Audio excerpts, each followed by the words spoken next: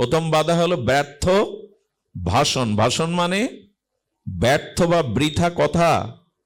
দ্বিতীয় হলো কি? ব্যর্থ দর্শন। আমরা যা চোখে দেখি, চোখ সমান তো আমরা আমাদের দেখতে হয়। ব্যর্থ দর্শন, ব্যর্থ শ্রবণ, ব্যর্থ ভ্রমণ আর ব্যর্থ চিন্তন, এই পাঁচটি হলো প্রেম ভক্তি উৎকর্ষতার পথে বাধা। প্রথমে বলি, ব্যর্থ চিন্তন কাকে বলে? খুব ধ্যান দিন, জগতে কিছু প্রাণী আছে তারা নিজের শাবককেই খেয়ে ফেলে। আছে না? সাপিনী তার বাচ্চাকে খেয়ে ফেলে, বাঘিনী মাঝে মাঝে তার বাচ্চাকে খেয়ে ফেলে। নিজের গর্ভে ধারণ করা স্নেহ প্রীতির বস্তুকেও খেয়ে ফেলে। আছে কিনা এমন প্রাণী প্রাণী জগতে? তেমনি শুনে রাখুন, ভগবত চিন্তা, সৎ চিন্তা, অপরের মঙ্গল চিন্তা ব্যতীত যদি এ জগতের কুচিন্তা এবং অসৎ চিন্তা, ভগবত বিরুদ্ধ চিন্তা আপনার মধ্যে আসে, তবে সেই চিন্তায় আপনাকে খেয়ে ফেলবে।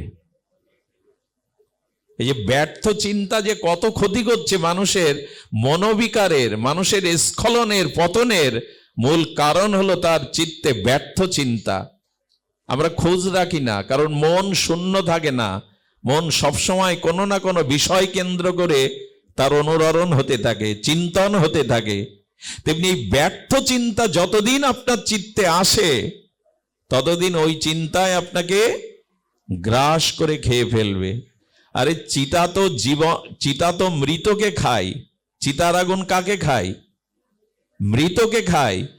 কিন্তু ব্যর্থ চিন্তন জীবিতকেও করে করে খেয়ে ফেলে।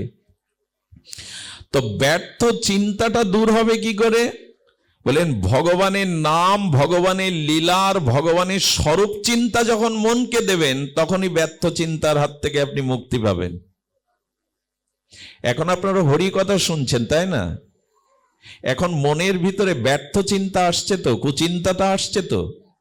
আমি বহুবার বলি, এখানে নারী পুরুষ একই সহাবস্থানে আমরা বসেছি, কিন্তু আমাদের মনে এখন বিকার চিন্তা আসছে না। এর একটাই কারণ, যেখানে হরি কথা, যেখানে হরির লীলা, যেখানে শ্রীহরিকে স্মরণ করা হয়, সেখানে ব্যর্থ চিন্তা আসবার কোনো সুযোগই থাকে না।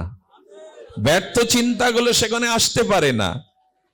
আপনি যদি পরবর্তী ভিডিওটি দেখতে চান, তাহলে এখনই আমাদের চ্যানেলটি সাবস্ক্রাইব করুন। নতুন ভিডিওর আপডেট পেতে বেল আইকনটি এক্ষুনি চাপুন।